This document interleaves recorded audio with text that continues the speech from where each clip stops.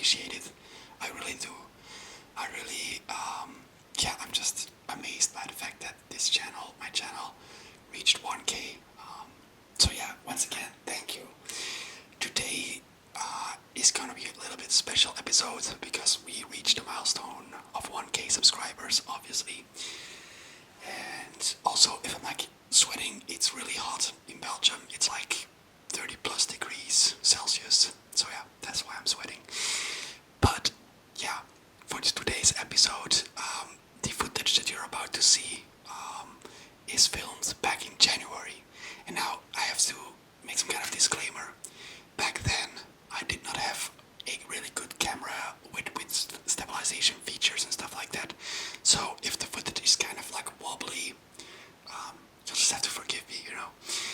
Also, as you can see in the footage that you will see, I'm holding a microphone, and this microphone actually, and I was like, in my head I had this like idea that I'm going to record my footsteps as I explored the battle location of the World War II location that we're going to explore,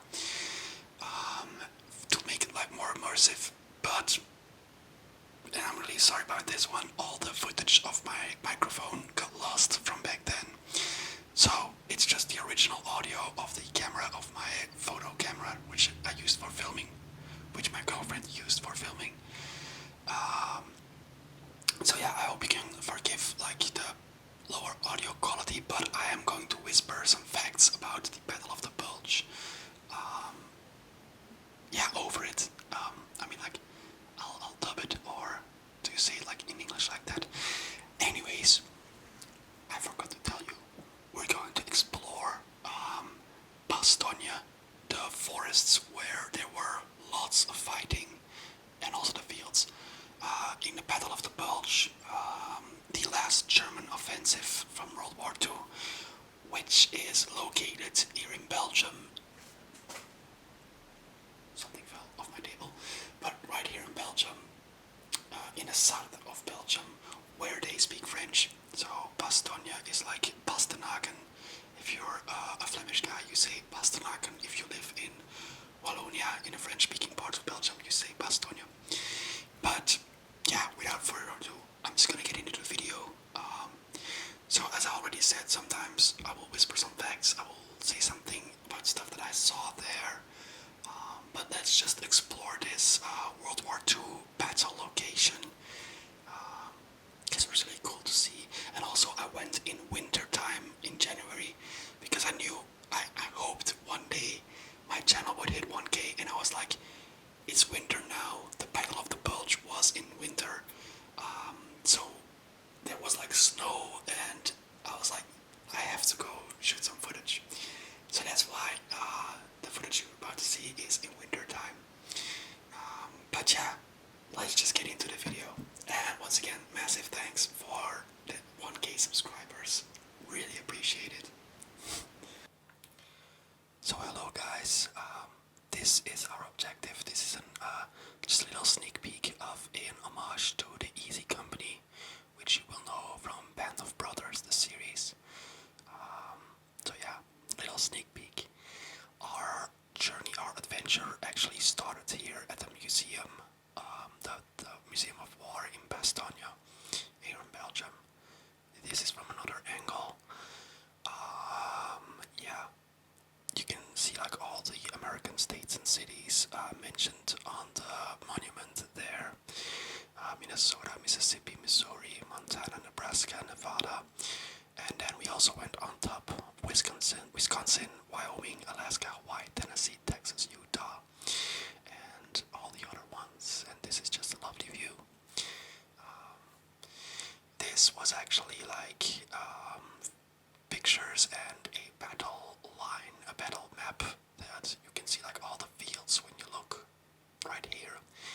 It looks like nice and peaceful and quiet, but like 60, 80 years ago, this was a true battlefield. Now we're actually walking towards the forest, where there was heavy fighting by Easy Company. And this is also the time that I'm going to state the first fact.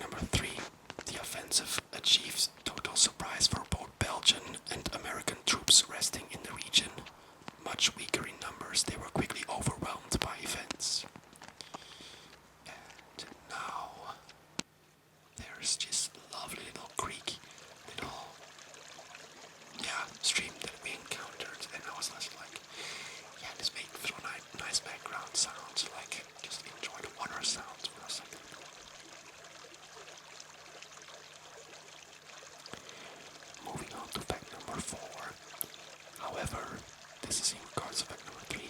However, they still managed to slow the German advance in a number of key places. Fact number 5. The 6th Panzer Army, charged with seizing Antwerp, advanced much slower than expected. Fact number 6. The 5th Panzer Army was slowed by Allied troops in Saint-Vith, yet continued on all the same. This army group seized Manhay, Uffalise, La Roche, Randeux, Saint-Hubert, and Rochefort before the 25th of December. Fact number 7. The Allies were swift to react. Several divisions were sent to the Ardennes salient as nearly as 17th of December. Fact number 8. And here we are walking towards some forests where there was actual fighting. You can see that it really snowed a lot. Where I'm walking right now is a path, so it was cleared, but if I'm going to the right, it was like 20 centimeters, 25 centimeters of snow. I guess like that's like a foot of snow or something. Anyways, fact number 7. The Allies were swift to react. Oh yeah, say hello to the cows. As I already mentioned, you can like see I'm trying to record them making some sounds, but the footage got lost, so that's a shame. But moving on with the facts. Fact number 7. The cows are like really staring like, what is this dude doing, man? He is recording us. Wow. Give us some privacy, man. I'm bathing here. Anyways, we have entered the forests where there was actual fighting from Easy Company. And you have to pay attention because sometimes we will see foxholes, like original foxholes that the Americans dug themselves in. Here, I'm pointing at one right here. These are like original, they left it as is. Yeah, so that's kind of cool. Here's another one. Yeah, so moving on with the facts. Fact number 7. The Allies were swift to react. Several divisions were sent to the Ardennes. Fact number 8. Initial delays combined with the Allied military powers and the lack of fuel finally defeated the German advance. The offensive was stopped once and for all at Christmas near Dinant. Fact number 9. However, smaller battles were to continue and even intensify in some places over the coming weeks. Fact number 10. On the 28th of December, Hitler made the decision to abandon the march on Antwerp and to concentrate the bulk of his forces on the besieged city of Bastogne, which we visited.